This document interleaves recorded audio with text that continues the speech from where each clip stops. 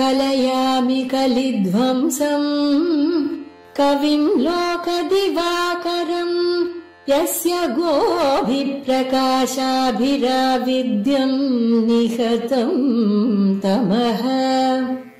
வாழி பரகாலன் வாழி கலிகன்னி வாழி குறையலூர் வாழ்வேந்தன் வாழியரோ மாயோனை வாழ்வலியால் மந்திரங்கொள் மங்கையர்கோன் தூயோன் சுடர் மானவேல்.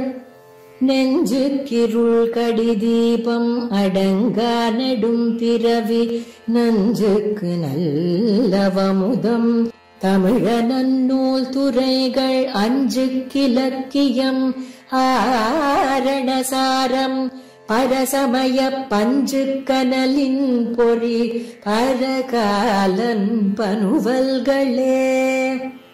எங்கள் கதியே இராமானுசமுனியே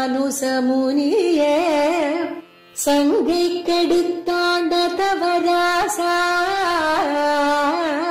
பொங்கு புகழ் மங்கையர் கோனீந்த மறையாயிரமனைத்தும் தங்கு மனம் நீ எனக்கு தா.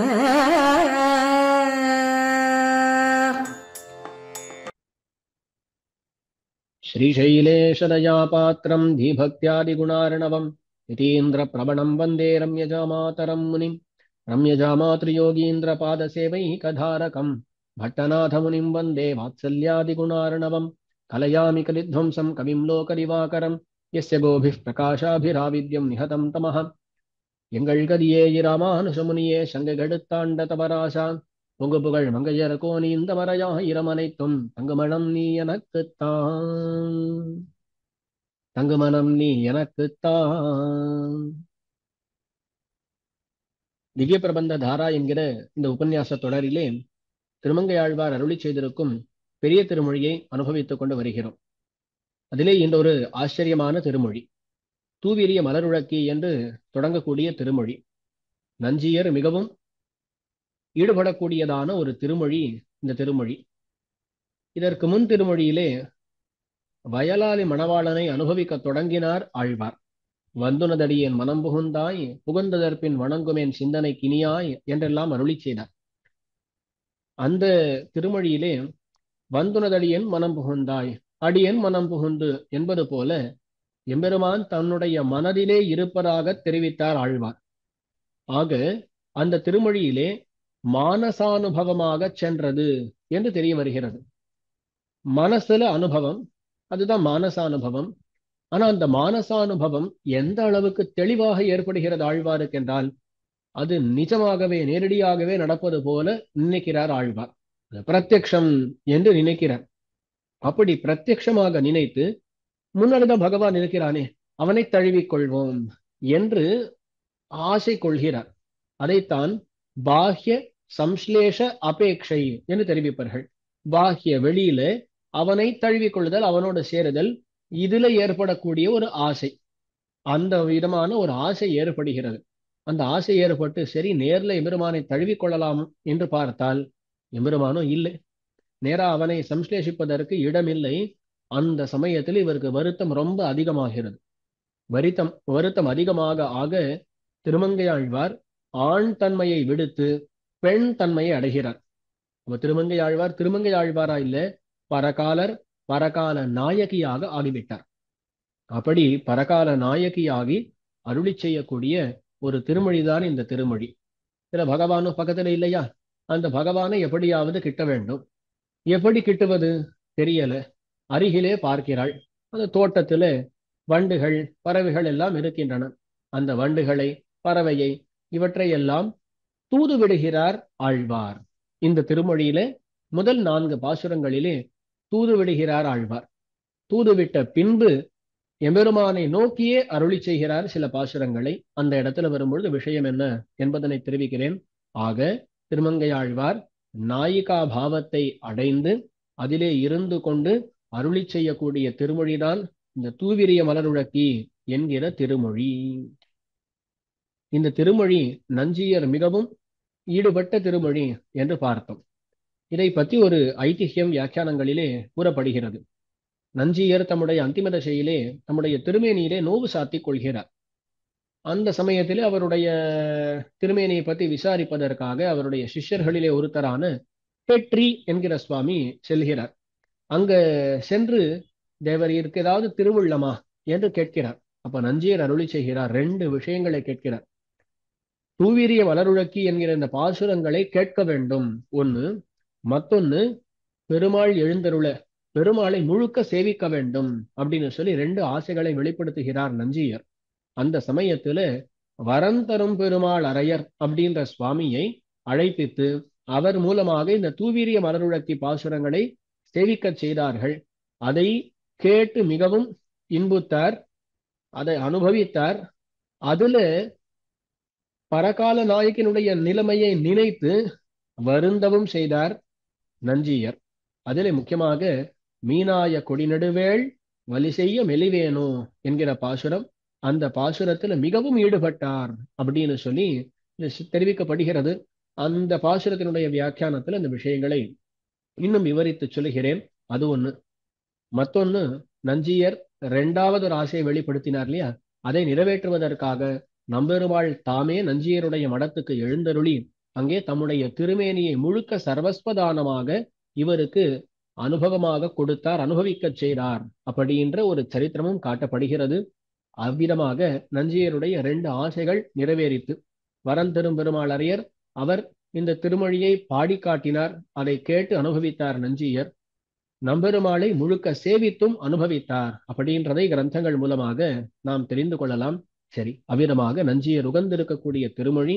இனிமேல் திருமொழிக்குள்ளே நுழைவோம். முதல் பாசுரம். தூவிரிய மலருழக்கி துணையோடும் பிரியாதே பூவிரிய மதுநுகரும் ஒரிவரிய சிறுவண்டே தீவிரிய மறை வளர்க்கும் புகழாளர் திருவாலி ஏவரி வெஞ்சினையானுக்கு எண்ணிலமையுரையாயே. ஒரு வண்டை பார்த்து கூப்பிடுகிறார். அந்த வண்டி எப்படி இருக்குன்னு சொல்லி 2 வரிகளிலே வர்ணிக்கிறார் பாருங்கோ. தூவிரிய மலருழக்கி துணையோடும் பிரியாதே பூவிரிய மதுநுகரும் பொறிவரிய சிறுவண்டே என்று அந்த வண்டினுடைய வர்ணனம். தூவிரிய மலர் உழக்கி, நிறைய அர்த்தங்கள், ஒண்ணு மட்டும் தெரிவிக்கிறேன். தூவிரிய, தூன்னு சொன்னா சிறகுகள்னு அர்த்தம். அந்த சிறகுகள் விரியும்படியாக தூவிரிய மலர் உழக்கி, இந்த மலர் மேல உழக்கி, மலரை எல்லாம் மிதித்துன்னு அர்த்தம். தூவிரிய மலர் உழக்கி துணையோடும் பிரியாதே, துணையோடு கூடவே இருக்கு இந்த வண்டு. அந்த வண்டு பக்கத்திலேயே அதனுடைய துணை அதுவும் இருக்கு. அப்போ தம்பதிகளாக இருந்து கொண்டு அந்த வண்டுகள் மலர்களை எல்லாம் உழக்கி கொண்டிருக்கின்றன, மிதித்து கொண்டிருக்கின்றன. தூவிரிய மலர் உழக்கி துணையோடும் பிரியாதே, துணையோடு பிரியாமல் இருக்கிறது. அப்படி பிரியாதே பூவிரிய மதுநுகரும் பொறிவரிய சிறுவண்டே. பூவிரிய, பூவானது மலர அதுக்குள்ளே சென்று மது நுகரும், மது தேன், தேனை அனுபவிக்கக்கூடிய பொறி வரிய சிறுவண்டே. சிறுவண்டா இருக்கு, சின்ன வண்டாக இருக்கிறது. பொறி வரிய சிறுவண்டே, புள்ளிகள் கொண்டதாகவும் வரிகளை கொண்டதாகவும் இருக்கும். வண்டுகளை நாம் பார்த்திருப்போம். அந்த வண்டுக்கு அந்த பொறிகள், சில புள்ளிகள் எல்லாம் இருக்கும். அதே போல வரிகள் எல்லாம் இருக்கும். அதையெல்லாம் கொண்டு ரொம்ப அழகாக இருக்கக்கூடிய சிறுவண்டே, சிறிய வண்டே என்று கூப்பிடுகிறார். தூவிரிய மலருழக்கி துணையோடும் பிரியாதே பூவிரிய மதுநுகரும் பொறிவரிய சிறுவண்டே. இவ்வளவு வர்ணிக்கிறாரே, இதனுடைய கருத்து என்ன என்றால், இங்க அந்த வண்டுகள் 2ம் சேர்ந்து இருக்கின்றன. சேர்ந்து இருப்பதனால மலரை துடைத்து அதுக்கு மேல அந்த மலர்ல இருக்கக்கூடிய தேனை பருகி இது எல்லாம் பண்ணுகின்றன. ஆனா ஆழ்வாருக்கு ஒரு புஷ்பத்தை பார்த்தாலே ரொம்ப வருத்தம் அதிகமாகிறது. எப்பொழுதுமே தலைவன் இல்லாத சமயத்துல அந்த பெண்ணுக்கு மலரை பார்த்தாலும் அவனுடைய நினைவுதான் வரும். ஐயோ, தலைவனை விட்டு தவிக்கிறோமேன்னு சொல்லி தோன்றும். அப்போ ஒரு மலரா இருக்கட்டும், ஒரு நிலாவா இருக்கட்டும், எதை பார்த்தாலும் வருத்தம் தான் அதிகமாகும். அப்போ எனக்கு மலரை பார்த்தாலே சகிக்கல, என்னால பார்க்கவே முடியல. அப்படி இருக்கும் பொழுது நீ நன்றாக இப்படி அந்த மலரை அனுபவித்துக் கொண்டிருக்கிறாயே, அது காரணம் என்னன்னு சொன்னா நீ துணையோடு இருக்கிறாய். அதே போல என்னையும் துணையோடு சேர்ப்பிக்க வேண்டும் அப்படின்ற பிரார்த்தனை இந்த இடத்துல வைக்கிறாள். தூவிரிய மலருழக்கி துணையோடும் பிரியாதே பூவிரிய மதுநுகரும். இந்த வண்டு அப்படி வருகிறதாம். அந்த வண்டு சிறகு அடித்து கொண்டு வருகிறதா, அந்த சிறகுலேருந்து வரக்கூடிய சின்ன காத்து அது பட்ட உடனே அந்த பூவானது அப்படி மலர்றதாம். இது வரவும் அது திறக்கவும் சரியா இருக்கு, உள்ள நுழைந்து மது பருகுகிறது. அதை மது நுகரும் பொறி வரிய சிறுவண்டே, சிறுவண்டாக இருக்கிறது. எந்த இடத்துக்கு வேணா சட்டு சட்டு நுழைஞ்சுன்னு போயிடலாம் இல்லையா? தூது செல்ல வேண்டும், அப்போ ஏதாவது ஒரு இடத்துக்கு போக வேண்டும் அப்படின்னு சொன்னா கஷ்டப்பட்டு போக வேண்டாம். பெரிய உருவமா இருந்தா 4 பேர் பார்ப்பா, வண்டா சின்ன உருவமா இருந்தா எங்கேயா ஒளிஞ்சுன்னு அப்படியே போயிடலாம். சிறுவண்டே கூப்பிட்டு சொல்லுகிறாள், தீவிரிய மறைவளர்க்கும் புகழாளர் திருவாலி ஏவரி வெஞ்சிலையானுக்கு என் நிலைமை உரையாயே. ஓ வண்டே, ஏவரி வெஞ்சிலையானுக்கு என் நிலைமை உரையாயே, என்னுடைய நிலைமையை அங்க திருவாலியில இருக்கக்கூடிய எம்பெருமானுக்கு நீ உரைக்க வேண்டும், சொல்ல வேண்டும். இந்த திருவாலி எப்படிப்பட்டதுன்னு வர்ணிக்கிறார். தீ விரிய மறை வளர்க்கும் புகழாளர் திருவாலி. அந்த இடத்துல தீ விரிய, அக்னியானது நன்கு விஸ்திருதமாகும்படியாக மறை வளர்க்கும் புகழாளர், மறை வேதம், அந்த வேத மார்க்கமானது நன்கு வளரும்படியாக அதை வளர்க்கக்கூடிய புகழ் படைத்த பல பேர் இருக்கிறார்கள். முக்கியமா விஷயம் என்னன்னா, வைதிக மார்க்கத்தை பின்பற்றி வேதத்துல சொல்லப்பட்டிருக்கக்கூடிய பலவிதமான கர்மங்களை எல்லாம் அனுஷ்டித்து அக்னி காரியங்களை எல்லாம் பண்ணக்கூடியவர்களாக அங்க இருக்கக்கூடிய பெரியோர்கள் இருக்கிறார்கள். அப்படிப்பட்டவர்களை கொண்டதான திருவாலி, தீவிரிய மறைவளர்க்கும் புகழாளர் திருவாலி ஏவரி வெஞ்சிலையானுக்கு எண்ணிலமை உரையாயே. எம்பெருமான் ஏவரி வெஞ்சிலையான் என்று சொல்லப்படுகிறான். வெஞ்சிலையான், அதனால எதிரிகளுக்கு கொடுமையா இருக்கக்கூடிய சிலை, அதாவது வில், அதை கொண்டவன். ஏவரி வெஞ்சிலையான் அப்படின்றதுனால அம்பையும் கொண்டிருக்கிறான். அம்பு தொடுக்கப்பட்டது அப்படின்ற ஒரு அர்த்தம் காட்டப்படுகிறது. அது மேல வரிகளை கொண்டதாக இருக்கிறது, அழகா இருக்குன்ற அர்த்தம் காட்டப்படுகிறது, பல அர்த்தங்கள். ஆக பார்ப்பதற்கும் அழகாக நல்ல காரியம் பண்ணக்கூடியதாகவும் இருக்கக்கூடிய வில், அதை கொண்டவன் எம்பெருமான். ஏவரி வெஞ்சிலையான், ஏவரி வெஞ்சிலையானுக்கு என் நிலைமை உரையாய், என்னுடைய நிலைமையை நீ உரைக்க வேண்டும் என்று தெரிவிக்கிறான். இங்க கடைசியா ஏவரி வெஞ்சிலையானுக்கு என் நிலைமை உரையாயே, அல்லது வயலாளி ஏவரி வெஞ்சிலையானுக்கு, திருவாலி ஏவரி வெஞ்சிலையானுக்குன்னு சொல்லியிருக்கலாமே, ஏன் அவ்வளோ வர்ணிக்க வேணும்? தீவிரிய மறைவளர்க்கும் புகழாளர் திருவாலி ஏவரி வெஞ்சிலையான், இவ்வளவு சொல்றதுக்கான தாத்பரியம் என்னன்னு கேட்டால், அந்த வண்டு கேட்கறதான், நீர் பாட்டுக்கு அங்க போக சொல்றீரே, என்னால போக முடியுமா? இந்த சிறுவண்டாச்சே, நீ எங்க வேணாலும் போயிடலாம்னு சொன்னான். சரி, அங்க போய் அவரிடத்துல நான் சொன்னால் அவர் கேட்பாரா? என்னை கணிசிக்கவே இல்லை அப்படின்னு சொன்னா அப்ப என்ன பண்றது அப்படின்னா, அதுக்குதான் சொல்றா, இல்ல இல்ல, அவர் அப்படிலாம் கணிசிக்காமல் இருக்க முடியாது. அங்க அந்த ஊர்ல நிறைய மறையோர்கள் இருக்கிறார்கள், நிறைய பெரிய பெரிய புகழ் படைத்தவர்கள் இருக்கிறார்கள், வைதிக மரியாதையை பின்பற்றக்கூடியவர்கள் இருக்கிறார்கள். அதனால் அப்படிப்பட்டவர்கள் இருக்கும் பொழுது இந்த எம்பெருமான் பாட்டுக்கு நீ சொல்லக்கூடிய வார்த்தையை கேட்காமல் எல்லாம் இருக்க முடியாது. அவர் கேட்கவில்லை என்றால் அப்போ இவா எல்லாரும் இருக்காளே, இவா வந்துடுவா. இவா வந்து சொல்லுவா, ஒரு பெண் தவித்துக் கொண்டு இருக்கிறாளாம், அப்படி தவித்துக் கொண்டு இருக்கும் பொழுது நீர் பாட்டுக்கு இங்க இப்படி இருக்கிறீரே, இப்படிப்பட்ட உமக்கா நாங்கள் இவ்வளவு யாகங்கள் எல்லாவற்றையும் பண்ணி கொண்டு இருக்கிறோம், இனிமே பண்ணவே மாட்டோம்னு சொல்லிடுவா. அப்போ எம்பெருமான் தான் சர்வ யஜ்ஞ சமாராத்தியன், எல்லா யஜ்ஞங்களாலும் ஆராதிக்கப்படக்கூடியவன் என்கிற அந்த தன்மையே அவன் இழக்க வேண்டி வரும். அதனால் அந்த மாதிரி பண்ண மாட்டான். அங்க நமக்காக உதவி பண்ணக்கூடியவர்கள் பல பேர் இருக்கிறார்கள் என்பதனை சூச்சனமாக சொல்லுகிறாள். தீவிரிய மறை வளர்க்கும் புகழாளர் திருவாலி ஏவரி வெஞ்சிலையானுக்கு என் நிலைமை உரையாய். அதுக்கு மேல அவர் வந்து, இல்ல இல்ல, எனக்கு வரணும் தான் ஆசை, ஆனா நடுவுல யாராவது விரோதிகள் எல்லாம் வந்தால் நான் என்ன பண்ணுவேன் அப்படின்னு அவர் கேட்கவும் முடியாது. ஏவரி வெஞ்சிலையான், கையில வில் இருக்கு, அந்த வில் எப்படிப்பட்டதுன்னு கேட்டா, எந்த எதிரி வந்தாலும் அவர்களை அழித்து விடக்கூடிய வில் இருக்கு, ஆகையால் விரோதிகள் இருக்கிறார்கள் என்று சொல்லியும் அவர் கேட்க முடியாது. நீ பாட்டுக்கு போய் சொல்லு. அங்க போய் என்ன சொல்லணும்? வண்டு கேட்கறது, இதோ இப்படி இவள் இந்த செய்தி கொடுத்து இருக்கிறாள், ஏதாவது சொல்லணும் இல்லையா? ஒப்பிக்கவாவது செய்யற, என்னது அப்படின்னு கேட்டா, நீ அதெல்லாம் ஒண்ணும் சொல்ல வேண்டாம், நீ பாக்குறியோன்னு, என்னுடைய நிலைமை எப்படி இருக்குன்னு பாக்குறியோன்னு, இந்த நிலைமையை எடுத்து சொல், அவ்வளவுதான். என் நிலைமை உரையாயே, நான் பண்ண வேண்டிய காரியம் அவ்வளவுதான். நம்முடைய நிலைமையை அவர் குறைக்க வேண்டும், அதுக்கு மேல பண்ண வேண்டியது அவருடைய பொறுப்பு, அவர் பார்த்து கொள்வார். ஆகையால் ஏவரி வெஞ்சிலையானுக்கு என் நிலைமை உரையாயே அப்படின்னு சொல்லி வண்டை தூதுவிட்டார்.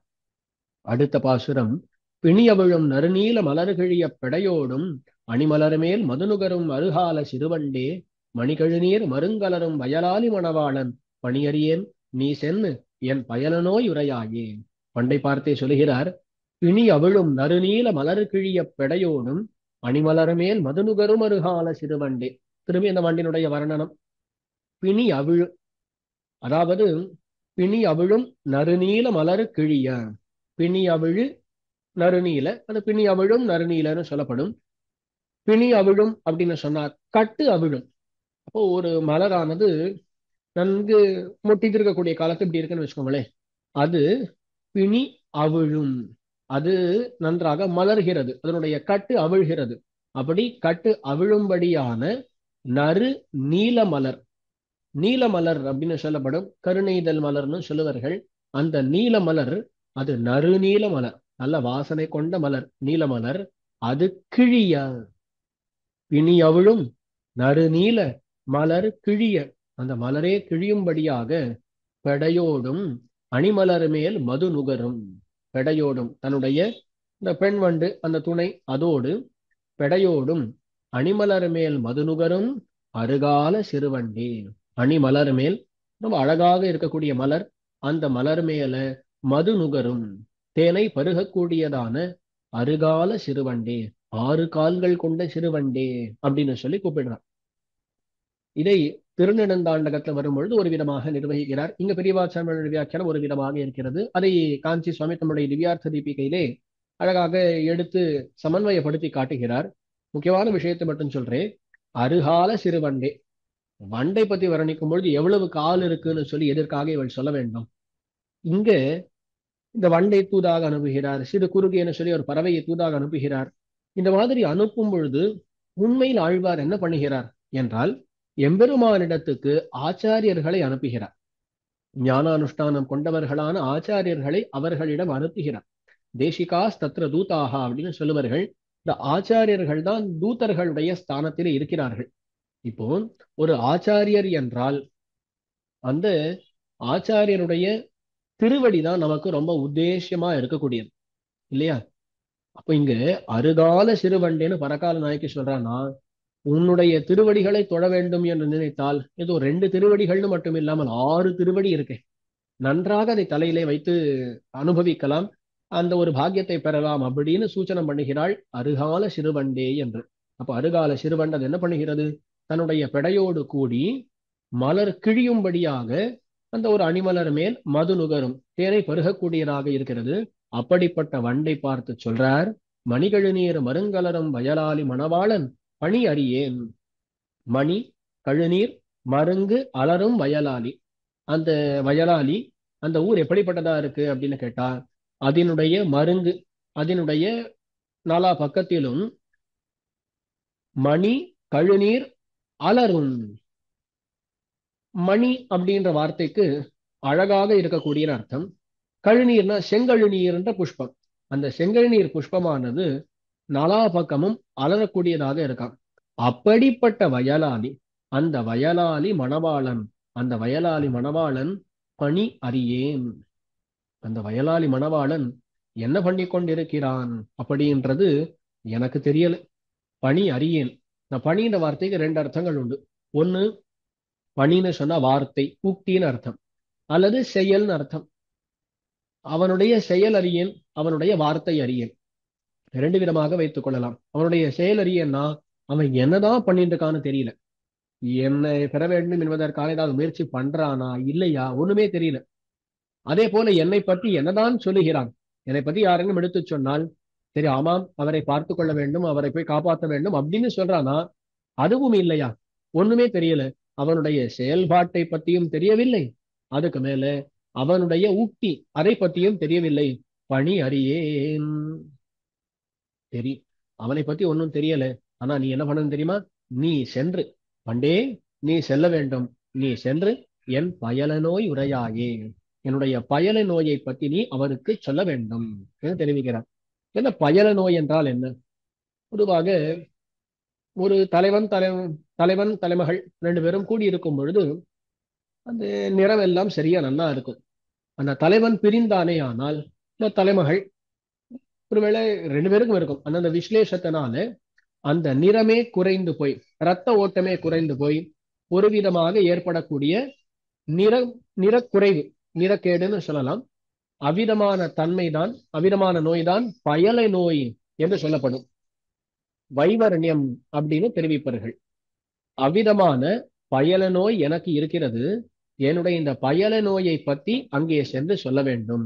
நீர் விட்டு பிரிந்தீரா, விட்டு பிரிந்த உடனே அவருடைய நிறமே காணாமல் போயிடுது.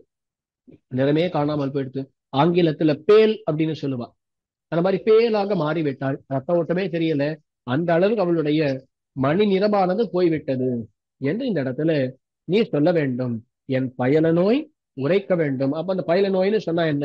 அந்த வைவரண்யம், மரணம் இல்லாமல் போவது, அவ்விதமான நிலையை பத்தி அங்கே சென்று நீ சொல்ல வேண்டும். உண்மையில் இவளை விட்டு பிரிந்ததற்கு அவன்தான் பயல நோய் வாய்ப்பட்டு இருக்க வேண்டும்.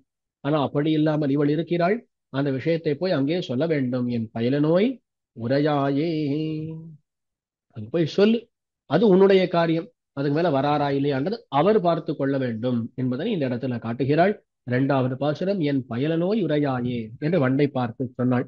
எனக்கு மேல மூன்றாவது பாசுரம், நீர்வானம் மண்ணெறி காலாய் நின்ற நெடுமால் தன் தாராயணரும் துளவம் பெருந்தகையேர் கருளானே சீராரும் வளர் பொழில் சூழ் திருவாலி வயல் வாழும் கூறுவாய சிறு குருகே குறிப்பறிந்து கூறாயே. நீர், வானம், மண், எரி, கால் ஆய் நின்ன நெடுமால். எம்பெருமான் இந்த உலகமெங்கும் பரவி இருக்கிறான். இந்த உலகம் முழுவதும் அச்சேதன பதார்த்தங்களை பார்த்தால் 5 பூதங்கள் இல்லையா, பஞ்சபூதங்கள்னு சொல்லுகிறோம். அவற்றைத்தான் காட்டுகிறார். நீர், வானம், மண், எரி, கால். நீர் ஜலதத்துவம், வானம் ஆகாசம், மண் பிருத்திவி, எரி தேஜஸ், கால் அப்படின்னு சொன்னா வாயு. அப்போ பிருத்திவி, அப்பு, தேஜஸ், வாயு, ஆகாசங்கள் என்கிற பஞ்சபூதங்கள், இது எல்லாமாக பகவான் தான் இருக்கிறான்.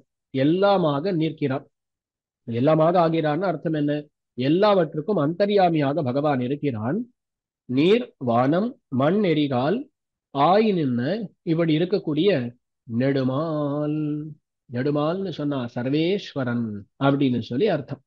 சர்வேஸ்வரனா இருக்கக்கூடியவன். இப்போ பகவான் சர்வேஸ்வரன், எல்லாருக்கும் ஈஸ்வரன் சுவாமியா இருக்கான். அப்படி சுவாமியாக இருக்கிறதுனால தான் இந்த பஞ்சபூதங்களையும் உண்டாக்கி அந்த பஞ்சபூதங்களுக்கும் அந்தராத்மாவாக நின்று அவற்றை எல்லாம் காப்பாற்றுகிறான். அவன் இந்த உலகத்தை எல்லாம் உண்டாக்கும் பொழுது யாரேனும் சென்று பிரளய காலத்தில் எம்பெருமானே நீ எங்களை காப்பாற்ற வேண்டும் என்று கேட்டார்களா? ஒருத்தரும் கேட்கல. அவனாக கருணை கொண்டு இவ்வளவு காரியங்கள் பண்ணி இருக்கிறான். அப்ப இங்க ஆழ்வாருடைய கருத்து என்னன்னா, கேட்காமலே அந்த காலத்துல காரியம் பண்ணினவன் இப்போ கேட்டால் பண்ண மாட்டானா? கண்டிப்பா பண்ணுவான் என்கிற எண்ணத்தோடு இப்படி சொல்லுகிறார். நீர்வானம் மண்ணெறி காலாய் நின்ன நெடுமால். நெடுமால் இந்த இடத்துல நெடுமால் சொன்னா சர்வேஸ்வரன் அர்த்தம். நெடுமால் தன் தாராய நருந்துளவம் பெருந்தகையேர் கருளானே. அதாவது இங்க பெருந்தகையேற்கு பெருந்தகையேற்கு அப்படின்னு ரகரம் 2 விதமாக சொல்லப்படுகிறது. அதுல பெருந்தகை அப்படின்னு சொன்னா பெருத்த சுவாவம் கொண்டவர், பெருமை வாய்ந்த சுபாவம் கொண்டவர், அப்படிப்பட்ட எனக்குன்னு அர்த்தம். அல்லது பெரும் அப்படின்னு சொல்லி வைத்துக் கொண்டால் அப்போ தன் தாராய நருந்துளவம் பெருந்தகையேற்கு. அப்போ தன்னுடைய தாராய நருந்துளவம், துளவம்னு சொன்னா துளசி திருத்துழாய், நருந்துளவம் நல்ல மனம் கொண்ட திருத்துழாய், தன் தாராய ஒரு மாலையாக இருக்கக்கூடிய. அப்ப கடைசியில தன் தாராய் நருந்துளவம் அப்படின்னு சொன்னா இது திருத்துழாய் மாலை. அந்த திருத்துழாய் மாலை பெருந்தகையேற்கு, பெற்றால்தான் ஜீவிக்கும்படியான சுபாவம் கொண்டவர்க்கு. அப்போ தன் தாராய நருந்துளவம் பெருந்தகையேற்கு, அந்த திருத்துழாயை பெற்று ஜீவிக்கக்கூடிய சுபாவம் கொண்ட அடியனுக்கு அர்த்தம். தகைன்னு சொன்னா சுபாவம், பெருந்தகை அப்படின்னு சொன்னா அதை பெரும்படியான பெற்று ஜீவிக்கும்படியான சுபாவம் கொண்ட அடியனுக்கு தெரிவிக்கிறார். நீர்வானம் மண்ணெறி காலாய் நின்ற நெடுமால் தன் தாராய் நருந்துளவம் பெருந்தகையேற்கு அருளானே. அவன் அருள மாட்டானா என்ன? அருள்வான் அப்படின்ற ஆசை இருக்கு, அவன் அருள மாட்டானா? அப்ப இங்க பாருங்க, அந்த பிரளய காலத்துல எதையும் எதிர்பாராமல் காரியம் பண்ணினவன் இன்று நான் எதிர்பார்க்கக்கூடிய இந்த திருத்துழாய் மாலையை தரமாட்டானா என்ன? அந்த திருத்துழாய் மாலை இருந்தால்தான் நான் வாழ்வேன், அப்படிப்பட்ட எனக்கு கொடுக்க மாட்டானா என்ன ஒரு அர்த்தம். அல்லது தன் தாராய் நருந்துளவம், அந்த துளப மாலையை பெருந்தகையேற்கு அருளானே, இந்த பெருமை வாய்ந்த சுபாவம் கொண்ட எனக்கு அருள மாட்டானா அப்படின்னு சொல்லி 2 விதமான நிர்வாகங்கள் கொள்ளலாம். அதுக்கு மேல சீராரும் வளர் பொழில் சூழ் திருவாலி வயல் வாழும் கூறுவாய சிறு குருகே குறிப்பறிந்து கூறாயே. அதுல சீராரும் வளர்பொழில் சூழ் திருவாலி வயல் வாழும். சீராரும், அதாவது சீர் நல்லா பொருந்தி இருக்கிறது, அதாவது சிறப்பு, சீரும் சிறப்புமா வளப்பம் எல்லாம் நன்றாய் இருக்கிறது. சீராரும் வளர் பொழில் சூழ், நல்லா வளர்ந்து கொண்டிருக்கக்கூடிய பொழில், அந்த பொழில்களாலே சூழப்பட்ட சீராரும் வளர் பொழில் சூழ் திருவாலி வயல் வாழும் கூர்வாய சிறு குருகே. அந்த இடத்துல வாழக்கூடிய கூர்வாய சிறு குருகே, கூரிய வாய், நல்ல கூர்மையாக இருக்கக்கூடிய வாய், அந்த வாய் அலகை உடைய சிறு குருகே குறிப்பறிந்து கூறாயே. இதுல கூர்வாய சிறு குருகேன்னு ரெண்டு விதமான அர்த்தம் சொல்லலாம். அதனுடைய வாய் அழகு இருக்கு பாருங்கள், அது கூர்மையா இருக்கு அப்படின்னு ஒரு அர்த்தம். அல்லது அதனுடைய பேச்சு நல்லா கூர்மையா இருக்கு, எந்த இடத்துல எப்படி பேச வேண்டும் அப்படின்றதையெல்லாம் புரிந்து கொண்டு பேசக்கூடிய இந்த பேச்சு கொண்டது, அதாவது அவ்விதமான வாக்கு கொண்டது அப்படின்னு சொல்லி அர்த்தம் சொல்லலாம். கூறுவாய சிறு குருகே. அப்போ சீராரம் வளர்பொழில் சூழ் திருவாலி வயல் வாழும் கூறுவாய சிறு குருகே, திருவாலியில வாழக்கூடிய சிறு குருகை பார்த்து சொல்லுகிறார். அப்போ திருவாலியில வாழ்தல் அதுதான் வாழ்ச்சி. திருவாலி, அதுல வளர்பொழில் சூழ் திருவாலி வயல் வாழும், அந்த வயல்ல இருந்தாலே வாழ்ச்சி. எப்பொழுதுமே இந்த வாழ்ச்சின்னு வந்தாலே ஒரு விஷயத்தை நம்ம ஆச்சாரியர்கள் சொல்லுவார்கள், என்னன்னு கேட்டா கோயில் வாசம் போலே, திருவரங்கத்துல இருந்தால் அதுதான் வாழ்ச்சி. அதே போல அந்த இடத்துல திருவாலியில இருப்பதும் வாழ்ச்சி என்று காட்டப்படுகிறது. அவ்விதமாக வாழக்கூடிய சிறு குருகே, நீ ஒரு காரியம் பண்ண வேண்டும். என்ன பண்ண வேண்டும்? குறிப்பறிந்து கூறாயே. குறிப்பறிந்து கூறாய். குறிப்பறிந்து கூறாய் என்பதற்கு ரெண்டு விதமாக அர்த்தம் சொல்லலாம். ஒண்ணு, என்னுடைய குறிப்பு அறிந்து கூற வேண்டும். நான் என்ன சொல்ல வருகிறேன் அப்படின்ற என்னுடைய கருத்தை அறிந்து அவனிடத்திலே கூற வேண்டும் அப்படின்னு சொல்லலாம். அல்லது அவனுடைய கருத்தறிந்து நீ கூற வேண்டும் அப்படின்னு சொல்லி இவ்விதமாகவும் சொல்லலாம். அப்போ திருவாலி வயல் வாழும் கூறுவாய சிறு குருகே குறிப்பறிந்து கூறாயே அப்படின்னு சொல்லி, இது இல்லாமல் வேற விதமாக சொல்லலாம். அதாவது சில சமயங்கள்ல பார்த்து சொல்ல வேண்டும். ஒரு விஷயத்தை சொல்லும் பொழுது அங்க நிலைமை என்ன இருக்கு, எப்படி இருக்கு, யார் இருக்கிறார்கள், இந்த சமயத்துல சொல்லலாமா இல்லையா, இந்த மாதிரி விஷயங்களை எல்லாம் பார்த்து சொல்ல வேண்டும் இல்லையா. ஆகையால் குறிப்பறிந்து கூறாயே அப்படின்னு சொன்னா, அந்த சமயத்துல அங்க பார்த்து போனோம்னு திடீர்னு அப்படி சொல்லாமல், எந்த சமயத்துல சொன்னா சரியா இருக்குமோ, ஒரு சந்தோஷமா இருக்கக்கூடிய சமயத்துல ஒரு வார்த்தை சொன்னா சரி பண்ணலாம் அப்படின்னு சொல்லி தோணும். அந்த மாதிரி குறிப்பு அறிந்து நீ கூற வேண்டும் அப்படின்னு சொல்லி இந்த இடத்துல தெரிவிக்கிறார். ஆக 3 பாசுரங்களை பார்த்திருக்கிறோம். தூவீரிய மலருழக்கி விணியவிழும் நறுநீல நீர்வானம் மண்ணெறி காலாய். முதல் 2 பாசுரங்கள்ல வண்டுகளை தூதுவிட்டார். அதற்கு மேல 3வது பாசுரத்துல சிறு குருகு அந்த பறவையை பார்த்து நீ விதமான காரியத்தை பண்ண வேண்டும், குறிப்பறிந்து கூற வேண்டும் என்று அருளி செய்தார். அங்க நிலைமையை பார்த்து எப்படி சொன்னா நல்லா இருக்குமோ பார்த்து அவர் மறுக்க முடியாதபடி பார்த்து சொல்ல வேண்டும் அப்படின்னு சொல்லி அருளி செய்தார் என்று பார்த்தோம். அதுக்கு மேல 4வது பாசுரம், தானாக நினையானேல் தன் நினைந்து நைவேற்கு ஓர் மீனாய கொடி நெடுவேள் வலி செய்ய மெலிவேனோ தேன்வாயவரி வண்டே திருவாலி நகராளும் ஆனாயர்க்கென் ஒரு நோய் அரியச்சன் உரையாயே. இதுல தெரிவிக்கிறார், தானாக நினையானேல் தன்னினைந்து நைவேற்கு ஓர் மீனாய கொடிநடுவேள் வலி செய்ய மெலிவேனோ. இந்த பாசுரத்திலேதான் நஞ்சியர் மிகவும் ஈடுபட்டு இருப்பர் அப்படின்னு சொல்லி சொல்லப்படுகிறது. தானாக நினையானேல், அதாவது தானாக நினையானேல் அப்படின்னு சொல்லி அவன் காரியம் பார்க்க வேண்டும், அவன் இவளை ரட்சிக்க வேண்டும், காப்பாற்ற வேண்டும். அப்படி காப்பாத்தினால்தான் அவன் அவனாக இருப்பான். சரி, அப்படி இருப்பதற்கு அவனுக்கு எண்ணம் இல்லை, அப்படி ஆவதற்கு அவனுக்கு எண்ணம் இல்லைன்னாலும் தானாக நினையானேல் அவன் ரட்சிக்க மாட்டானே ஆகிலும் தானாக நினையானேல் தன் நினைந்து நைவேற்கு, தன்னை நினைந்து அவனே நினைத்து கொண்டு நலியக்கூடிய, மெலிந்து போகக்கூடிய, தளர்ந்து போகக்கூடிய எனக்கு தன் நினைந்து நைவேற்கு ஓர் மீனாய கொடி நெடுவேள் வலி செய்ய மெலிவேனும். அவன் வந்து காப்பாத்தணும், அவன் வந்து காப்பாத்தல, என விட்டு இருக்கிறான், அவனை நினைத்து நான் வருத்தப்படுகிறேன். சரி, அதெல்லாம் கூட ஒரு விதமாக என்னால ஏத்துக்கொள்ள முடியும். ஆனால் இங்க என்னை இப்படி வருத்துவது யாரு தெரியுமா? இந்த சமயத்துல மன்மதன் வேற வந்து என்னை மிகவும் வருத்துகிறான். அதாவது இங்க தாற்பயம் என்னன்னா, எம்பெருமானிடத்துல இருக்கக்கூடிய காதல், அந்த காமம் தான் இவளை இவ்விதமாக வருத்துகிறது இல்லையா? இப்போ இங்க யாரு என்னை வருந்த செய்கிறான்னா, மன்மதன் தானே வருந்த செய்கிறான். அப்ப இங்க பரகால நாயகி கூறுகிறாள், அவன் வந்து என்னை துன்புறுத்தினா கூட நான் அதை பொறுத்துப்பேன். இதுல இவன் யாரு, இந்த மன்மதன் யாரு வந்து என்னை துன்புறுத்துவதற்கு அப்படின்னு சொல்லி அவனை நினைந்து நைவேற்கு நையும்படியான எனக்கு ஓர் மீனாய கொடி நெடுவேள் வலி செய்ய மெலிவேனும். மீனாய கொடி, மீனை கொடியாக கொண்டவன், அது யாருன்னு கேட்டா வேள் அப்படின்னு சொல்லப்படக்கூடிய மன்மதன். அப்படிப்பட்ட மன்மதன் இருக்கிறானே, மகரத்வஜன் சொல்லப்படுகிறான்.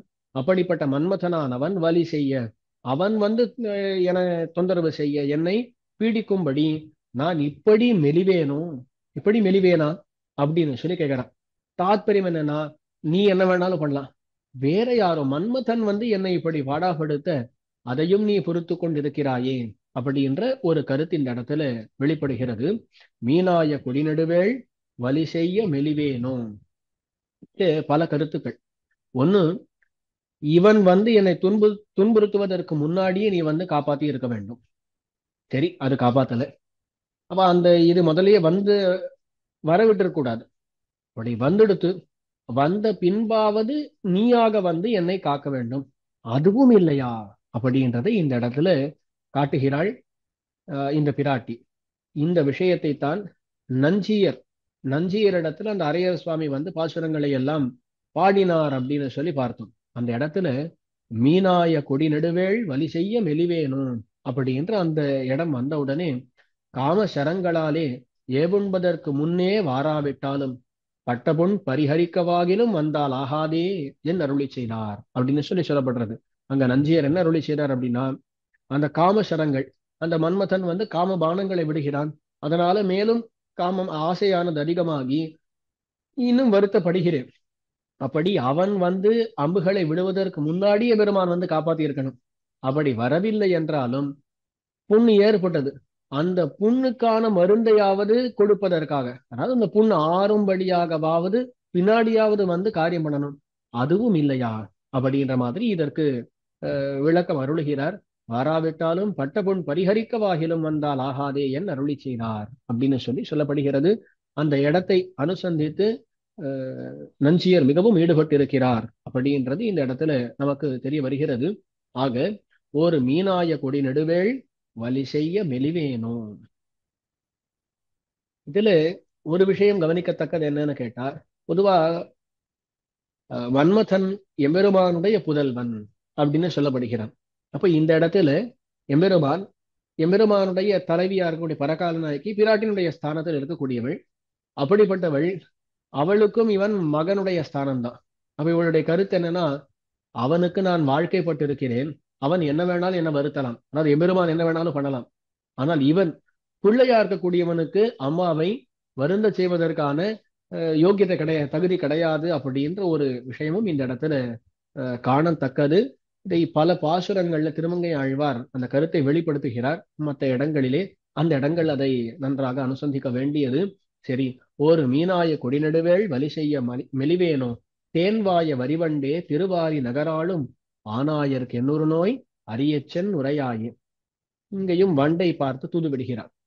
அது எப்படிப்பட்ட வண்டுன்னா, தேன்வாய வரிவண்டே, தேன்வாய வரிவண்டு, தேன் போல இனிமையாக பேசக்கூடிய வண்டு, அப்படிப்பட்ட வண்டு. அதுவும் வரி வண்டு, வரிகளை எல்லாம் கொண்டதா இருக்கு, அழகா இருக்கு, அதனுடைய பேச்சு ரொம்ப இனிமையா இருக்கு. அப்படிப்பட்ட வண்டை பார்த்து சொல்றார், தேன்வாய வரிவண்டே திருவாலி நகர் ஆளும், திருவாலி நகரை ஆளக்கூடிய ஆனாயர்க்கு என் உருநோய் அரியச்சன் உரையாயே. அங்க வாழக்கூடிய ஆனாயன், அதாவது பசுக்களை எல்லாம் மேய்க்கக்கூடிய கோபாலகனான எம்பெருமான் கண்ணன், அந்த ஆனாயருக்கு என் உருநோய் அரியச்சன் உரையாயே. இந்த நோய் இருக்கிறதே, இந்த நோய் என்னை விட்டு அகலாததாக இருக்கிறது. அப்படிப்பட்ட என்னுடைய நோயை அவனுக்கு போய் நீதான் சொல்ல வேண்டும். ஊறு நோய் அப்படின்னா அர்த்தம் என்ன? எப்பொழுதும் இருக்கக்கூடியது. சில நோய்கள் எல்லாம் வந்தா கொஞ்ச நாள்ல போயிடும், அப்படி இல்லாம சில கடைசி வரலும் இருக்கும் இல்லையா? அந்த மாதிரி ஊறு நோய்னு சொல்லப்படுறது. இந்த நோயை அவனிடத்துல போய் நீ சொல்ல வேண்டும். அரியச்சன் உரையாயே, அவன் அறியும்படியாக நீ சென்று உரைக்க வேண்டும் அப்படின்றதை இந்த இடத்துல காட்டுகிறார். ஆக 4 பாசுரங்கள் தூதுவிட்டார். முதல் 2 பாசுரங்கள்ல வண்டு, அதுக்கு மேல ஒரு சிறு குறுகு, அதுக்கு மேல திரும்பி வண்டு அப்படின்னு சொல்லி 4 பாசுரங்கள்ல தூதுவிட்டார் திருமங்கை ஆழ்வார். நம்மாழ்வாருடைய திருவாய்மொழிகள்ல பார்த்தா பல திருவாய்மொழிகள் தூதாக இருக்கின்றன. ஆனால் அந்த திருவாய்மொழிகள் எல்லாம் பார்த்தால் முழுக்க இப்ப அஞ்சிரை மடனாராய் அப்படின்னு எடுத்துக்கொண்டோமே, ஆனால் அந்த அஞ்சிரை மடனாராய் முழுக்கவே தூதாகவே தான் இருக்கும். அதே மாதிரி பொன்னுலகாளீரோ அப்படின்னு எடுத்துக்கொண்டா முழுக்கவே தூதாகத்தான் இருக்கும்.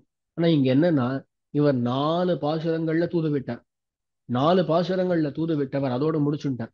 இவரால அதுக்கு மேலெல்லாம் தாங்க முடியாது. எம்பெருமானை விட்டு பிரிந்திருக்கிறாரா? பிரிந்திருக்கக்கூடிய நிலைமை, அதுலதான் தூது விடுகிறார். அந்த தூது விடுகிறார். அந்த நிலையானது இவருக்கு நெடுங்காலம் இருப்பது கிடையாது. அதன் நடுவிலேயே அந்த நிலை மாறி கண்ணன் நேராக இருப்பதாக எண்ணி மறுபடியும் அவனை குறித்தே பாசுரங்களை பாடத் தொடங்குகிறார். இது 5வது பாசுரத்திலிருந்து ஆரம்பித்து 5வது பாசுரம். வாளாய கண் பனிப்பமென் முலைகள் பொன்னரும்ப நானாளும் நின்னினைந்து நைவேற்கு ஓ மண்ணளந்த தாளாளா தன் குடந்த நகராளா வரையெடுத்த தோளாளா எந்தனக்கோர் துணையாளனாகாயே. இதுல எபெருமானை குறித்தே பாசுரம் பாடத் தொடங்குகிறார். முன்னாடியே சொன்னேன், மற்றவர்களை தூது விட்டு கொண்டிருந்தார். அவர் தூது விட்டு கொண்டிருந்தவர் அதுல நினைத்து அந்த எம்பெருமானே முன் நிற்பதாக நினைத்து அதுக்கு மேல பாசுரங்களை இப்படி பாடத் தொடங்குகிறார். இதே போல ஸ்ரீராமாயணத்திலும் திருவடியிடத்திலே சில செய்திகளை எல்லாம் அறிவிக்கிறாள் பிராட்டி. அப்படி அறிவிக்கும் பொழுது திருவடியிட்டு தான் பேசிட்டு இருக்கார். ஆனா முன்னாடி பெருமாள் இருப்பதாக நினைத்து பெருமாளுக்கு சொல்லுவது போலவே சில ஸ்லோகங்களை அருளி செய்கிறாள். அதே போலத்தான் இங்கேயும் இந்த பிராட்டியானவள் எம்பெருமானை நோக்கியே சில பாசுரங்களை அருளி செய்கிறாள். வாளாய கண்பனிப்ப மென்முலைகள் பொன்னரும்ப நானாளும் நின்னினைந்த நைவேற்கு ஓ மண்ணளந்த தாளாளா தன் குடந்த நகராளா வரையெடுத்த தோளாளா எந்தனக்கோர் துணையாளன் ஆகாயே. வாளாய கண் பனிப்ப, வாழ் போல இருக்கக்கூடிய என்னுடைய கண், அந்த கண்ணானது பனிப்ப, அது நீரை விடுகிறது, கண்ணீர் விழுகின்றன. மென்முலைகள் பொன்னரும்ப, என்னுடைய மென்மை பொருந்திய முலைகளானவை பொன்னரும்ப, பொன் போல. அதாவது பொன்னரும்ப அப்படின்னு சொன்னால் முன்னாடியே நாம் பார்த்தோம், இந்த பயல நோய் அப்படின்னு சொல்லி பார்த்தோம். இந்த வைவரண்யம் அப்படின்னு சொல்லுவாங்க, வர்ணம் இல்லாமல் போகுதல். அதுதான் இந்த இடத்துல பொன் அரும்ப அப்படின்னு சொல்லி இவ்விதமாக சொல்லப்படுகிறது. அந்த பயலமை பூக்க, அதுதான் பொன்னு அரும்ப.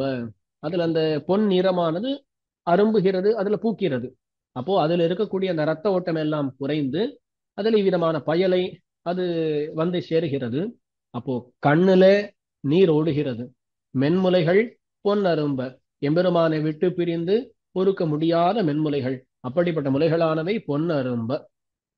நானாளும் நின்னினைந்து நைவேற்கு, ஏதோ ஒரு க்ஷணம் ஒரு நாள் அப்படின்னு சொல்லி உன்னை நினைக்கிறேன் நானா? நானாளும், நாள் நாளும், எப்பொழுதும் அர்த்தம், எப்பொழுதும் நின்னினைந்து நைவேற்கு, உன்னையே நினைத்து நையக்கூடிய எனக்கு வாளாய கண்பனிப்ப மென்முலைகள் பொன்னரும்ப நானாளும் நின்னினைந்து நைவேற்கு. உண்மையில் அந்த எம்பெருமான் இவளை விட்டு பிரிந்து இந்த பாடெல்லாம் பட்டிருக்கணும். அவன் கண்ணநீரை விட்டு கொண்டு இருக்க வேண்டும், அவனுடைய திருமையில வைவரண்யம் ஏற்பட்டு இருக்க வேண்டும். ஆனா அப்படி இல்லாமல் இப்படி இருக்கிறதே. நானாளும் நின்னினைந்து நைவேற்கு ஓ மண்ணளந்த தாளாளா தன் குடந்தை நகராளா வரையெடுத்த தோளாளா. தெரிவிக்கிறாள், மண்ணளந்த தாளாளா. அந்த காலத்துல இந்திரனுக்கு ஒரு ஆபத்து வந்ததுன்னு சொல்லி அவனுக்காக மண்ணளக்க போனாய். மண்ணளந்த தாளாளன் நீ, மண்ணளந்த தாளாளா. சரி, அது எப்பவோ ஏதோ ஒரு காலத்துல நடந்தது அப்படின்னு சொல்லி தப்பிக்க முடியாது. இப்போ இந்த காலத்திலேயே தன் குடந்தையிலே, ரொம்ப குளிர்ந்து இருக்கக்கூடிய திருக்குடந்தையிலே நீ எழுந்தருளி இருக்கிறாய். தன் குடந்தை நகராளனாக இருக்கிறாய். வரையெடுத்த தோளாளா. உமக்கு ரொம்ப வருத்தம் இருக்கு, அந்த வருத்தத்தை எல்லாம் போக்குற அளவுக்கு சாமர்த்தியம் இல்லைன்னு நீ சொல்ல முடியாது. அந்த சின்ன வயசிலேயே மலையை தூக்கினாய், கோவர்தன மலையை தூக்கினாய். என்னுடைய இந்த வருத்தத்தை உன்னால தூக்க முடியாதா, அதை போக்க முடியாதா? வரையெடுத்த தோளாளா. அதில் தெரிவிக்கிறார், எந்த நக்கோர் துணையாளன் ஆகாயே. நான் என்ன தனித்து எல்லாத்தையும் நீ பாத்துக்கணும்னு சொல்றேனா? இல்லையே. நீ அந்த சமயத்துல ஒரு மலையை தனியாகவே தூக்கினாய். நான் இப்ப தனியா இருக்க சொல்லி கூட சொல்லல. எனக்கு ஒரு துணையாளனாக நீ இருக்கலாமே, அவ்வளவுதானே கேட்கிறேன். ஆகையால் நீ மற்றவர்களுக்கு இறங்கக்கூடியவன் அப்படின்றது வாமனாவதாரத்திலேருந்து தெரியறது. அது ஏதோ ஒரு காலம் சொல்ல முடியாது. இப்பொழுதும் நீ திருக்குடந்தையில இருக்கிறாய். அதற்கு மேல ஒருத்தனாகவே காரியம் பண்ணக்கூடியவன். அப்படிப்பட்ட உன்னை ஒருத்தனாகவும் காரியம் பண்ண சொல்லல. எனக்கு துணையாக இருக்க வேண்டும் என்று தானே பிரார்த்திக்கிறேன், வரக்கூடாதா? எந்தனக்கோர் துணையாளன் ஆகாயே, ஆகமாட்டாயா, ஆக வேண்டும் அப்படின்னு பிரார்த்தனையை இந்த இடத்துல செய்கிறாள் இந்த பிராட்டி. அடுத்த பாசுரம். தாராய தண்டுளவ வண்டுழுத வரைமார்பன் போரானை கும்பசித்த புட்பாகன் என்னம்மான் தேராரம் நெடுவீரி திருவாலி நகராளும் காராயனனுடைய கனவளையும் கவர்வானோன். தாராய தன் துளவ வண்டுழுத வரைமார்பன், எம்பெருமானுடைய மார்பு, அதை வர்ணிக்கிறார். வரைமார்பன், ஒரு மலை போன்ற மார்பு படைத்தவன். அந்த மார்புல என்ன இருக்கு அப்படின்னு கேட்டா, துளவம், தன் துளவம். தாராய தன் துளவம், மாலையாக இருக்கக்கூடிய குளிர்ந்த திருத்துழாய். அந்த திருத்துழாய் எப்படியா இருக்குன்னு கேட்டா, வண்டு உழுத. அந்த திருத்துழாயை வண்டு உழுத சேராக்கி விட்டுறதாம். ஓ, திருத்துழாயிலிருந்து தேன் வருகிறது. அந்த திருத்துழாயிலே தாத்துக்கள் அதெல்லாம் இருக்கும். இப்ப இந்த வண்டானது அங்க போய் இந்த தேனு, அந்த தாத்துக்கள், அதுல இருக்கக்கூடிய மற்ற பொடிகள், அதை எல்லாத்தையும் சேர்த்து துவைத்து ஒரு மாதிரி சேராக ஆக்கி இருக்கிறதாம். அப்படிப்பட்ட திருமார்பை கொண்டவன் அவன் திருத்துழாய் தரித்திருக்கிறான். அதுல வண்டானது அந்த அளவுக்கு சேராக்கி இருக்கிறது. தாராய தன் துளவ வண்டுழுத வரைமார்பன் போரானை கொம்புசித்த புட்பாகன் என்னம்மான். போரானை கொம்புசித்த புட்பாகன், போரானை யுத்தத்துக்குன்னு தயாரா இருக்கக்கூடிய யானை, குவலயா பீடமாகிற யானை. அந்த யானையினுடைய கொம்புசித்தான், அந்த கொம்பை முறித்தவனான புட்பாகன் என்னம்மான். புல் இங்க பெரிய திருவடி நாயனார், அதாவது கருத்மான். அந்த கருடனை வாகனமாக உடையவன் புல்பாகன் சொல்லப்படுகிறான். அவரை வாகனமாக கொண்டவன், அவரை நியமிக்கக்கூடியவன் புட்பாகன் என்னம்மான். அப்படிப்பட்டவன் என்னுடைய சுவாமி. தேராரும் நெடுவீரி திருவாலி நகராளும், தேருக்கும் இடம் இருக்கும்படியான பெரிய பெரிய வீரிகள், அந்த வீரிகளை கொண்டதான. அப்போ பகவான் வருகிறான்னு சொன்னா பகவானும் பகவானுடைய பல பரிகரங்கள் எல்லாம் சேர்ந்து வருவதற்கு அவ்வளோ இடம் இருக்கிறது.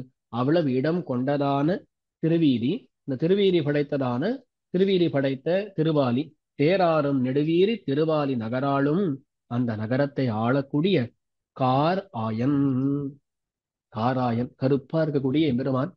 ஆயன் கண்ணன் இல்லையா? காராயன் சமகரமான திருமேனியை காட்டி கண்ணனாக இருந்தபோது அந்த பஞ்சலட்சம் குடியில் பெண்கள்னு சொல்லுவார்கள்.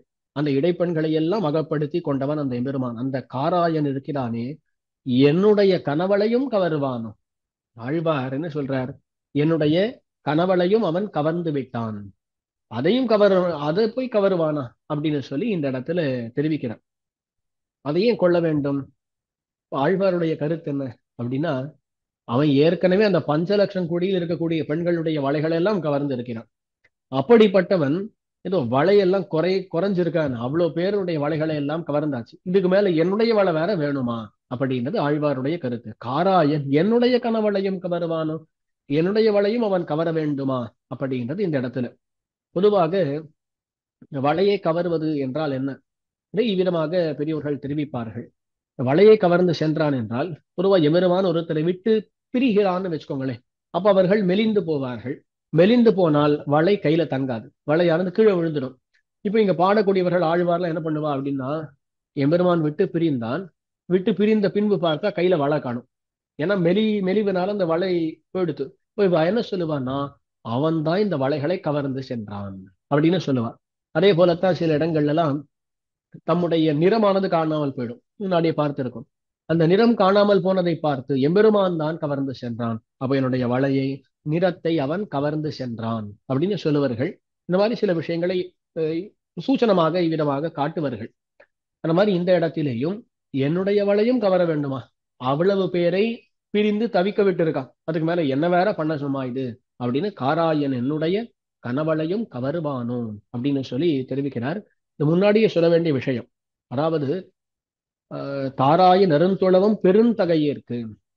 அந்த திருத்துழாயை எனக்கு அருள வேண்டும் அப்படின்னு சொன்னார் இல்லையா. இந்த திருத்துழாயை அருள வேண்டும்னு சொன்னா அதுக்குடைய தாத்பரியம் என்ன? பல இடங்கள்ல நம்மாழ்வாரும் தெரிவிக்கிறார், அந்த எம்பெருமான் திருத்துழாயாவது அருள மாட்டானா அப்படின்னு சொல்லி. அதாவது எம்பெருமான் தன்னுடைய திருத்துழாயோடு வந்து இவரை அணைத்துக் கொள்ள வேண்டும், அந்த திருத்துழாய் தன் மேல பட வேண்டும், அல்லது அவனுடைய சம்பந்தம் கொண்ட திருத்துழாயாவது கிடைத்தால் போதும் அப்படின்ற ஆசையில திருத்துழாய் அதனுடைய சம்பந்தம் பகவானோடு சேர்ந்தாவது ஏற்படணும், அல்லது எம்பெருமான அவர்கள் திருத்துழாயாவது அவனுடைய சம்பந்தமாவது கிடைக்க வேண்டும், அதன் மூலம் அவனுடைய சம்மதி முதலானவர்கள் எல்லாம் தெரிய வரும் என்று விதமாக புரிந்து கொள்ள வேண்டும். தேராரும் நெடுவீரி திருவாரி நகராலும் காராயன் என்னுடைய கனவளையும் கவருவானும். என்னுடைய கனவளை, கனகவளை, கனவளை, பொன்வளைன்னு சொல்லி அர்த்தம். அதுக்கு மேல கொண்டரவத்திரையுலவு குறைகடல் மேல் குலவரை போல் பண்டரவினனை கிடந்து பாரளந்த பண்பாளா வண்டமரும் வளரு பொழில் சூழ் வயலால் இமைந்தா என் கண்டுயில் நீ கொண்டாய்க்கு என் கனவளையும் கடவேனோ. அடுத்த பாசுரத்துல தெரிவிக்கிறார், கொண்டரவத்திரையுலவு குறைகடல் மேல் புலவரை போல் பண்டரவினனை கிடந்து பாரளந்த பண்பாளா. பகவானை பார்த்து கூப்பிடுகிறார். அரவ திரை உலவு குறைகடல். குறைகடல் அப்படின்னு சொன்னா நல்லா பறந்து இருக்கக்கூடிய கடல், பெரிய கடல்னு சொல்லி அர்த்தம். அரவ திரையுலவு குறைகடல் என்றால் அரவம்னு சொன்னா சத்தம்னு அர்த்தம், திரைனா அலைகள். அரவம் சத்தம், திரை இதெல்லாம் உலவும்படியான குறைகடல், பெருத்த கடல். அந்த கடல் மேலே குலவரை போல், இந்த கடல் மேல ஒரு பெரிய பர்வதம் போலே இருக்கக்கூடிய அரவம் அரவினனை திருவனந்தாழ்வானாகிற படுக்கை. அவர் பெரிய மலை போல இருக்கிறார். பலவிதமான வியாக்கியானங்கள். திருவனந்தாழ்வானையும் மலையாக சொல்வதுண்டு, எம்பெருமானை மலையாக சொல்வதுண்டு. அந்த அரவினனை கிடந்து, அந்த அரவினனை கிடந்து எப்போ பண்டு முன்னாடி அந்த அரவினனை கிடந்து பாரளந்த பண்பாளா, பாறையெல்லாம் அளந்தான், பூமியை அளந்தான். எப்பொழுது? வாமனாவதாரத்திலே. அப்படி அளந்த பண்பாளா, பண்புடையவனே, பாரளந்த பண்பாளா, வண்டமரும் வளர் பொழில் சூழ் வயலாலி மைந்தா. வண்டு அமரும்படியான வளரக்கூடிய பொழில் சூழ் வயலாலி, அந்த வயலாலி மைந்தா. அந்த வயலாலிக்கு நிர்வாகனா இருக்கக்கூடியவன். மைந்தன் அப்படின்ற வார்த்தைக்கு பல அர்த்தங்கள் உண்டு. அதுல இளமை பருவத்திலே இருக்கக்கூடியவன் அப்படின்ற அர்த்தம், இளைஞன் அப்படின்ற அர்த்தம் உண்டு. அதற்கு மேல சில இடங்கள்ல பார்த்தால் அரசன் அப்படின்ற அர்த்தம் உண்டு, பல அர்த்தங்கள். இங்கே வயலாலி மைந்தா, கொண்டரவ திரையுலவு குறைகடல் மேல் குலவரை போல் பண்டரவினனை கிடந்து பாரளந்த பண்பாளான். பருகொலை பார்க்கடல்ல எம்பெருமான் பள்ளி கொண்டிருக்கிறான். யாருக்காக? பிரம்மா முதலானவர்களுக்கு ஏதாவது கஷ்டம் வந்தா உடனே தீர்க்க வேண்டும் என்பதற்காக அங்க எழுந்தருள் இருக்கிறான். அதுக்கு மேல பாரளந்த பண்பாளா, வாமனனாக வந்து இந்திரனுக்காகன்னு சொல்லி பூமியெல்லாம் அளந்தான். இந்த மாதிரி காரியம் எல்லாம் பண்ணி அவ்விதமான தன்மை கொண்டவன், பண்பு கொண்டவனாக இருக்கக்கூடியவன் பண்பாளன் சொல்லப்படுகிறான். இதுல அரவ திரை உலவு குறைகடல் மேல் புலவரை போல் கிடந்து அப்படின்றதுல அந்த இடத்துல கொண்டுறதையும் சேர்த்துக்கணும். அப்போ கிடந்து அப்படின்ற அர்த்தம். சரி, ஆக கொண்டரவத்திரையுலவு குறைகடல் மேல் குலவரை போல் பண்டரவினனை கிடந்து பாரளந்த பண்பாளா. பண்டு முன்னாடி இந்த அரவத்திரையுலவு குறைகடல் மேல் குலவரை போல் அரவினனை கொண்டு கிடந்து. கொண்டு கிடந்துன்றது கொண்டுன்னு சொன்னா திருவுள்ளத்திலே இந்த இடம் ரொம்ப நல்ல இடம், இந்த இடத்துல நாம் இருந்தால் நிறைய பேர் உதவியா இருக்கும் அப்படின்ற எண்ணம் கொண்டு கிடந்து அப்படின்னு சொல்லி அர்த்தம் வைத்துக் கொள்ளலாம். பாரளந்த பண்பாளா, இந்திரனுக்காக பூமியெல்லாம் அளந்து கொடுத்த பண்பாளனே, வண்டவரும் வளர்பொழில் சூழ் வயலாலி மைந்தா, என் கண்துயில் நீ கொண்டாய்க்கு என் கனவளையும் கடவேனும். ஏற்கனவே நீ ஒன்றை கவர்ந்து சென்று இருக்கிறாய், இதுக்கு மேல இந்த வளைய வேற கொடுக்கணுமா அப்படின்னு சொல்லி தெரிவிக்கிறான். என்ன கவர்ந்து சென்று இருக்கிறான்னா, என் கண்துயில் நீ கொண்டாய்க்கு, நீ போகும்போதே ஒன்னு அழைத்து சென்றாய். எது? என்னுடைய உறக்கம் என்பதனை. அவன் போன பின்பு உறக்கமே கிடையாது. கண் துயில் நீ கொண்டாய். அப்படி கொண்டாய்க்கு என் கனவளையும் கடவேனும். நீ ஏற்கனவே உறக்கத்தை எடுத்து சென்னாய், இதுக்கு மேல என்னுடைய வளையையும் கொடுக்க வேண்டுமா? இந்த வளையையும் நான் இழக்க கடவேனோ அப்படின்னு சொல்லி இங்க தெரிவிக்கிறார். ஆக என் கண்துயில் நீ கொண்டாய்க்கு என் கனவளையும் கடவேனோ. கண் துயிலும் போச்சு, அதுக்கு மேல இந்த வளையும் போகிறது அப்படின்னு சொல்லி தெரிவிக்கிறார். அடுத்த பாசுரம். குயிலாலும் வளரு பொழில் சூழ் தன் குடந்தை குடமாடி துயிலாத கண்ணினையேன் நின்னினைந்து துயர்வேனோ முயலாலும் இளமதி கேவல இழந்தேற்கு இது நடுவே வயலாலி மலபாளா கொள்வாயோ மணி நிறமே. குயிலாலும் வளரு பொழில் சூழ் தன் குடந்தை குடமாடி. குளிர்ந்த திருக்குடந்தை, அந்த திருக்குடந்தையிலே குடமாடக்கூடிய எம்பெருமானே, அதை வர்ணிக்கிறார். குயில் ஆளும் வளர் பொழில் சூழ். குயில் எல்லாம் நன்னா கூத்தாடக்கூடியதான வளரக்கூடிய பொழில் படைத்த குடந்தை, அந்த குடந்தையில குடமாடக்கூடியவனே. கண்ணனை சொல்லும் பொழுது குடமாடின்னு சொல்றதுண்டு. குடமாடி துயிலாத கண்ணினையேன் நின்னினைந்து துயர்வேனோ. எனக்கு கண்ல உறக்கமே இல்லை, அப்படி உறக்கம் அற்றவனான அடியேன் நின்னினைந்து துயர்வேனோ. உன்னை நினைத்து நினைத்து மேலும் மேலும் துன்பப்படத்தான் செய்யணுமா, துன்பப்படத்தான் வேணுமா. முயலாலும் இளமதிக்கே வளையிழந்தேற்கு இதனடுவே வயலாலி மணவாளா கொள்வாயோ மணி நிறமே. முயலாலும் இளமதி, அதாவது இளமதி, நல்லா இளமை பருவத்தில் இருக்கக்கூடிய மதி, பூரண சந்திரன் கிடையாது. அப்படிப்பட்ட மதி அவன் எப்படி இருக்கான்? முயலாலும் இளமதி. சந்திரனை பார்த்தால் சந்திரன் இடத்துல ஒரு கரை இருக்கும், அந்த கரையைத்தான் முயல் அப்படின்னு சொல்லுவார்கள். அப்போ முயலாலும் இளமதி, அந்த இளமதிக்கே வளை இழந்தேற்கு, அந்த இளமதிக்கே நான் என்னுடைய வளையை இழந்து விட்டேன். அதாவது முன்னாடியே நாம் பார்த்திருக்கிறோம், பிரிந்திருக்கக்கூடிய தசையில இந்த சந்திரன் முதலான பதார்த்தங்கள் எல்லாமே இன்னும் வருத்தத்தை அதிகப்படுத்தும் இல்லையா? அந்த மாதிரி இந்த மதியை பார்த்ததனாலேயே என்னுடைய வலை ஏற்கனவே போயிடுத்து. இப்போ இவளுடைய கருத்து என்னன்னா, அந்த பகவான் தான் இந்த சந்திரனை அனுப்பி என்னுடைய வலையை கவர்ந்து செல்ல சொல்லி இருக்கிறான் அப்படின்றது. அவன் ஏற்கனவே வந்து என்னுடைய வலையை கவர்ந்து சென்றான். அப்போ அந்த சந்திரனை பார்க்க பார்க்க நான் மெலிந்து போனேன், வலையெல்லாம் கழண்டு போச்சுன்னு சொல்லி அர்த்தம் நாம் புரிந்து கொள்ள வேண்டும். அப்படி இருக்கும் பொழுது இது நடுவுல வயலாலி மணவாளா கொள்வாயோ மணி நிறமே, நீ வேற நேரில் வந்து என்னுடைய மணி போன்ற நிறத்தையும் நீ கொள்வாயோ, அதை வேற நீ கொள்கிறாயா? அப்ப வளையும் போகிறது, இதுல நீயே வந்து என்னுடைய நிறத்தையும் அழைத்து செல்கிறாயா, எடுத்து செல்கிறாயா அப்படின்னு சொல்லி இந்த இடத்துல தெரிவிக்கிறார்.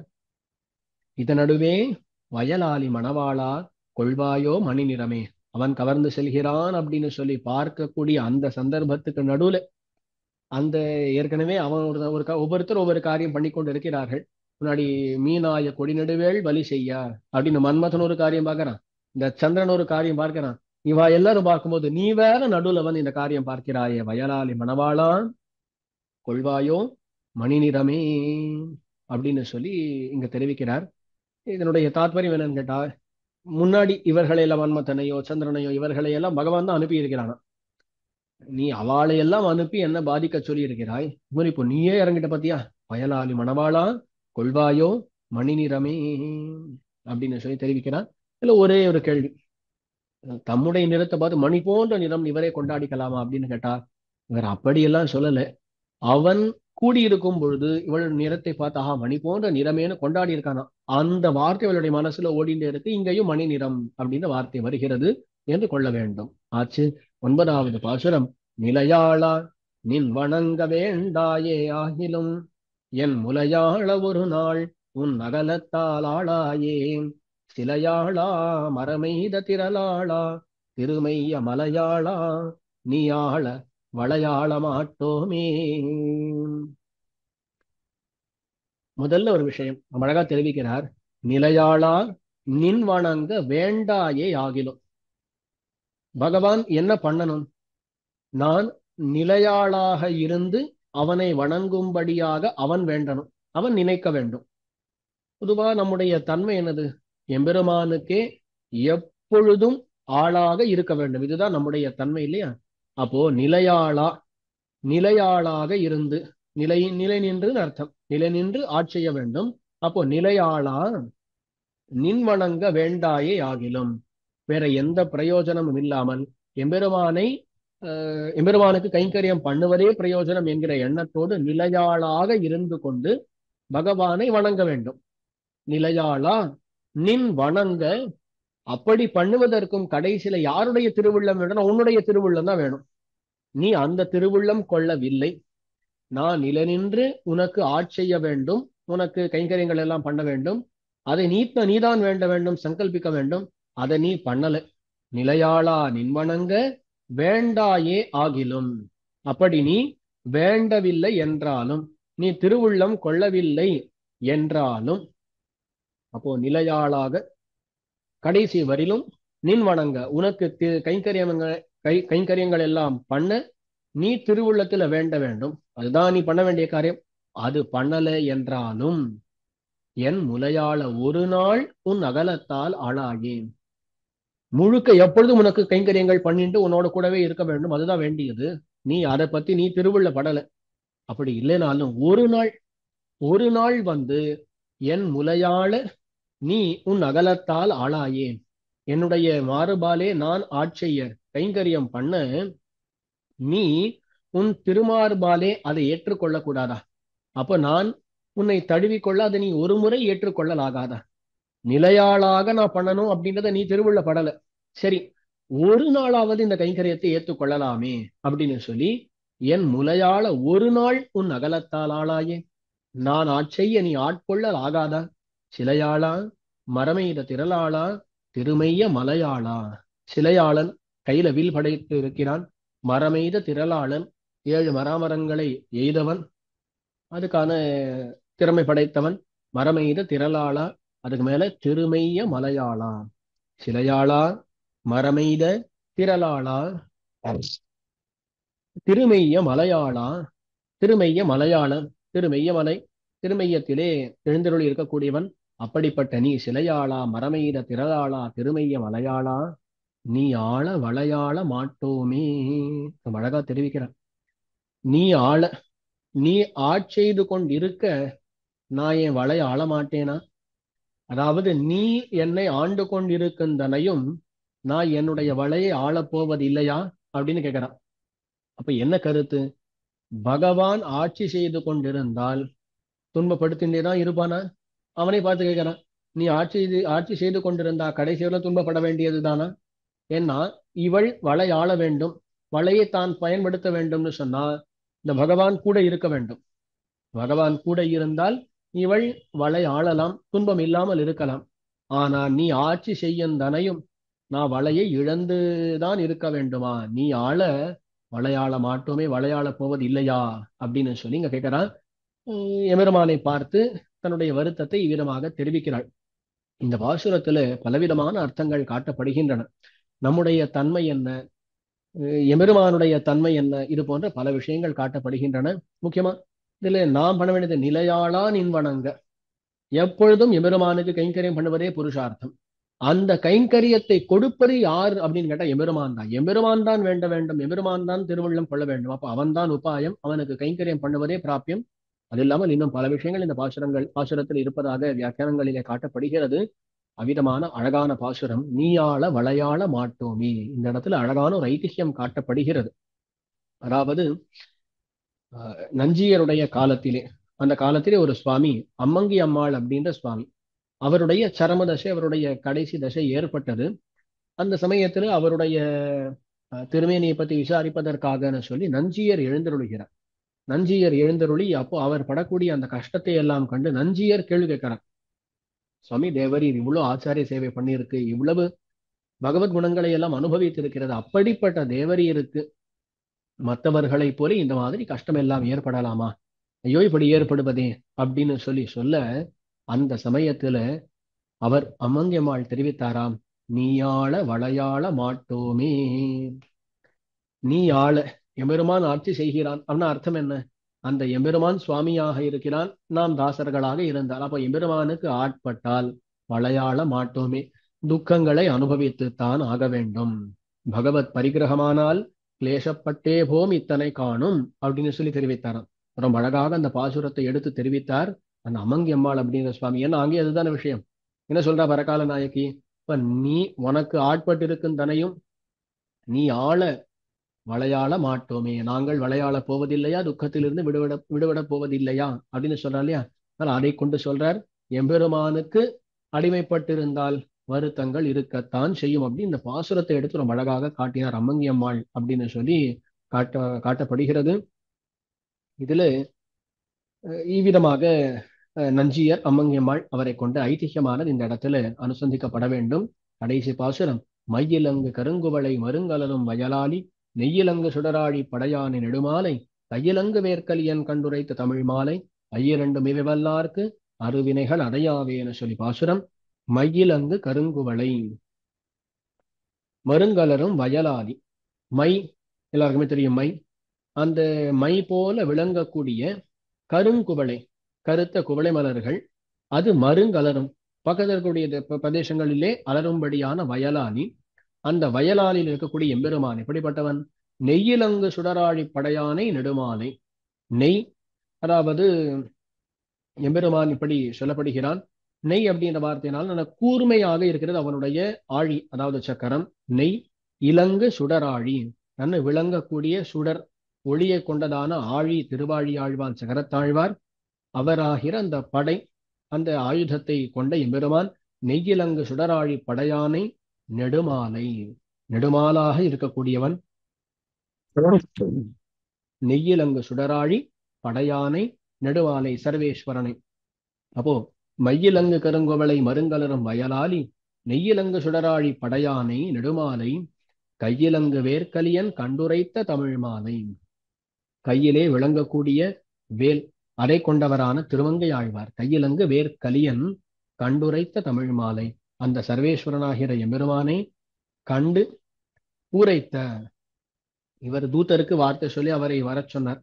அப்படி சொன்னபடி கேட்டு அவன் முன்னே வந்து நின்னானாம். அவன் நிற்பதை கண்டு உரைத்த அப்படின்னு சொல்லி தெரிவிக்கிறார். கண்டுரைத்த தமிழ் மாலை ஐயிரண்டும் இவை வல்லாருக்கு. ஐயிரண்டு 2 அஞ்சுகள் 10 பாசுரங்கள். அந்த 10 பாசுரங்களையும் வல்லவர்களுக்கு அருவினைகள் அடையாவே. அவளுக்கு பாவங்கள் எல்லாம் வந்து சேராது. என்ன பாவங்கள் வராதுன்னா, எனக்கு ஏற்பட்ட பாவம், அவன் பிரிந்து போக தூது விட்டு அவனை மறுபடியும் வரவழைக்க வேண்டும்படியான பாவங்கள் உங்களுக்கு எல்லாம் வராது. நீங்கள் இந்த பாசுரங்களை அனுபவியுங்கோள், அனுசந்தியுங்கோள் அப்படின்னு சொல்லி ஆழ்வார் தெரிவிக்கிறார். ஆக இதுதான் கடைசி பாசுரம். மையிலங்கு கருங்குவளை மருங்கலரும் வயலாளி நெய்யிலங்கு சுடராழி படையானை நெடுமாலை கையிலங்கு வேர்க்கலியன் கண்டுரைத்த தமிழ் மாலை ஐயிரண்டு மிவல்லார்க்கு அருவினைகள் அடையாவே அப்படின்னு சொல்லி பாசுரம். யதாவகாசம் யதாசக்தி ஒரு விதமாக இந்த திருமொழியினுடைய அர்த்த விசேஷங்களை இங்க தெரிவித்துள்ளேன். குற்றங்குறைகள் பலவும் மலிந்து கிடக்கின்றன. அவற்றை எல்லாம் பெரியோர்கள் மன்னித்தருள வேண்டும் அப்படின்னு சொல்லி பிரார்த்தித்துக் கொண்டு அடியேன் அமைகிறேன். ஸ்ரீமதே ரம்யஜாமாத்ரு முனீந்திராய மகாத்மனே ஸ்ரீரங்கவாசினே பூயா நித்யஸ்ரீர் நித்யமங்கலம். ஆழ்வார் எம்பெருமானார் ஜீயர் திருவடிகளே சரணம்.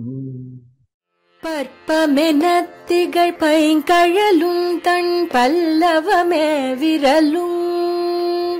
பற்பமென திகழ் பைங்கழலும் தன் பல்லவமே விரலும். பாவனமாகிய பைந்துவராடை பதிந்த மருங்கழகோ. பாவனமாகிய பைந்துவராடை பதிந்த மருங்கழகோ.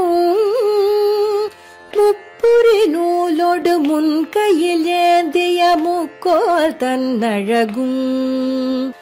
எப்பொழுதும் யதிராசன் வடிவழகு என் இதயத்துள்ளதால். இல்லை எனக்கெதிர், இல்லை எனக்கெதிர், இல்லை எனக்கெதிரே. இல்லை எனக்கெதிர், இல்லை எனக்கெதிர், இல்லை எனக்கெதிரே. இல்லை எனக்கெதிரே, இல்லை எனக்கெதிரே, இல்லை எனக்கெதிரே.